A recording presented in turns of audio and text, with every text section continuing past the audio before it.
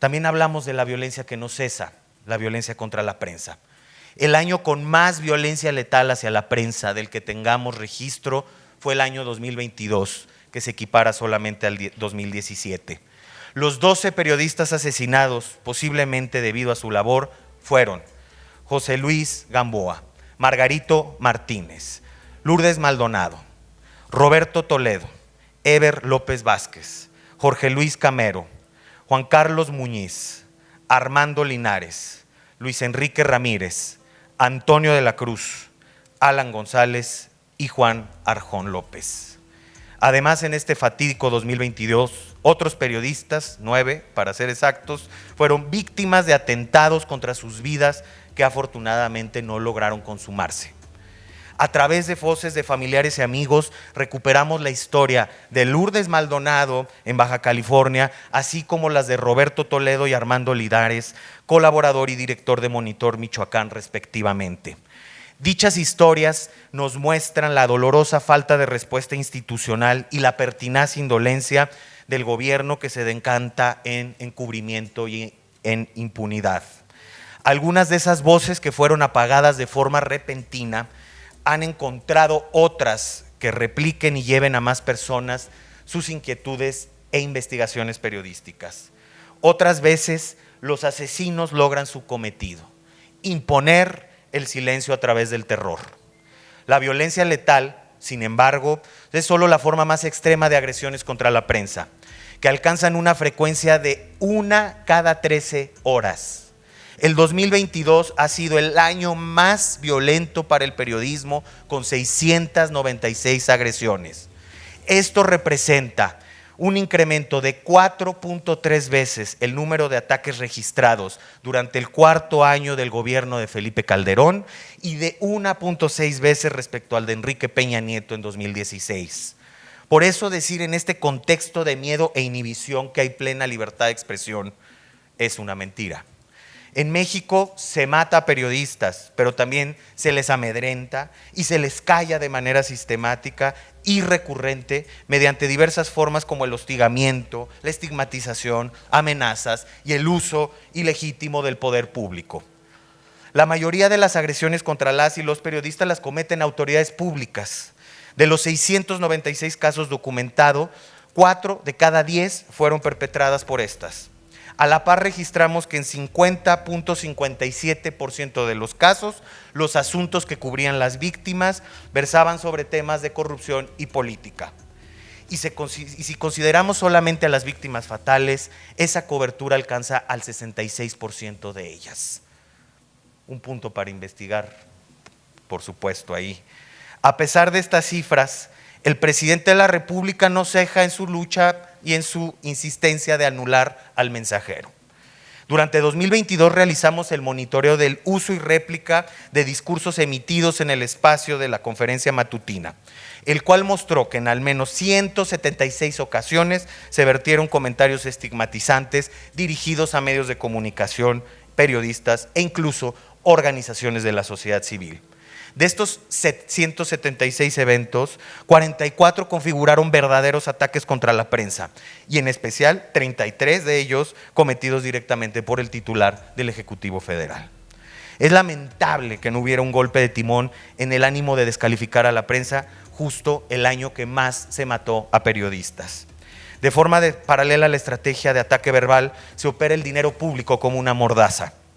En 2022, el Congreso desacató la orden de la Suprema Corte de Justicia de la Nación de subsanar las deficiencias en la Ley General de Comunicación Social, también conocida lamentablemente como Ley Chayote, y otra vez reglamentó de manera deficiente la publicidad oficial. Con ello se garantiza la hiperconcentración del gasto de comunicación social, lo que ya se tradujo el año pasado en que 10 empresas de comunicación recibieron el 54% del total del gasto, lo cual significa que el restante, el 45%, se repartió entre 399 compañías de medios. Hasta hoy persiste la regla tácita de la perversa relación entre medios y poder político. No pago para que me peguen. En el panorama nacional, las 5 entidades federativas con más casos de ataques contra la prensa en 2022 fueron, en ese orden, Ciudad de México, Yucatán, Quintana Roo, Tamaulipas y Veracruz. A lo largo de 12 meses, además, registramos 32 casos de acoso judicial en todo el país, lo que equivale a un promedio de 2.6 procedimientos administrativos y judiciales mensuales contra medios de comunicación y periodistas. El estado de Yucatán, de hecho, fue el epicentro de esta estrategia de censura, acumulando 1 de cada 3 procesos. En voz de Ever Escalante, Eduardo Yiteras y Betty Vera, periodistas yucatecos acosados mediante mecanismos judiciales, escuchamos cómo la mera apertura de procesos legales desgasta y amedrenta. La ley, ahora lejos de proteger, se instrumenta como una mordaza.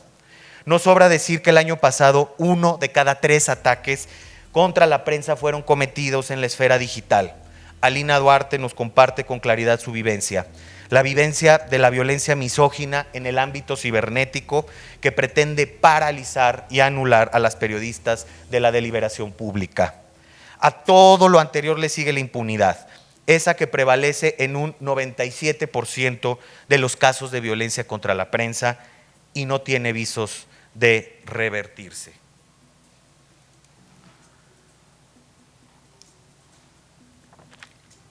En el informe también hablamos de cómo el ejército nos vigila.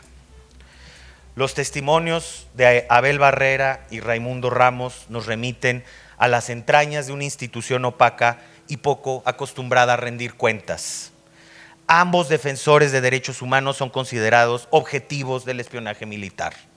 Del caso de Abel Barrera, que además director de Tlachinolan, es integrante del mecanismo de esclarecimiento histórico de la Comisión de la Verdad, tuvimos conocimiento gracias a las filtraciones de millones de correos de la Sedena realizadas por el grupo hacktivista Guacamaya.